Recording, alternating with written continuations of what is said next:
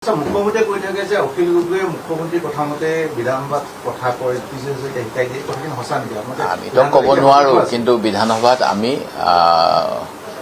মানে অন্য বক্তৃতা দি থাকোঁতে যিটো নিয়ম আমি ৰুল বুক মতে যাব লাগে, কাকো ডিষ্টাৰ্ব দিব নাপায়। মই কথা কৈ থাকোঁতে মোক বিৰোধী দলৰ সকলে বাৰু শুনিছিলে, মোৰ বিৰোধী মানে বিজেপি শাসক, কিন্তু আমাৰ নিজৰ অৰ্থাৎ বিৰোধী দলৰ সদস্যসকলে মোক বহুত সময়ত বাধা দিছিল, বিভিন্ন প্ৰসংগ বেলেগলৈ লৈ যায়। এই কথাবিলাক আপোনালোকে চাব পাৰিব।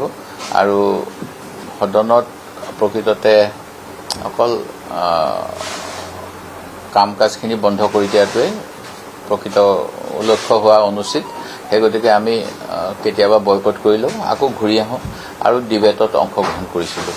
কিন্তু কিছুমান দলক আপোনালোকে দেখিব ৰাতিপুৱা আধা ঘণ্টাৰ কাৰণে আহি আৰু দিনটোৰ কাৰণে কেনেকৈ খেদা খাই পেলাই TRP ল'ব পাৰোঁ, আপোনালোকৰ ওচৰতে বেছিকৈ গৈ থকা মই নাজানো। আপোনালোকে চাব, এইবিলাক আপোনালোকৰ চব ৰেকৰ্ড থাকিব। আপোনালোকে মই কাৰো নাম নলওঁ, সেইবিলাক আপোনালোকে নিজে চাই ল'ব।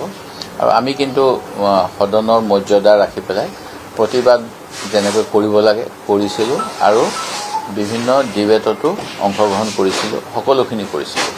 মানে বিৰোধী হ'লো বুলি মানে খুব গৰম গৰম কথা ক'ব লাগিব, জঁপিয়াই থাকিব লাগিব আসনৰ পৰা সকলো সময়তে, এইবিলাক মই উচিত বুলি নাভাবোঁ। সেই গতিকে আমাৰ দলটোক মই তেনেকেই নেতৃত্ব দিব বিচৰা নাছিলোঁ আৰু দিয়াও নাছিলোঁ।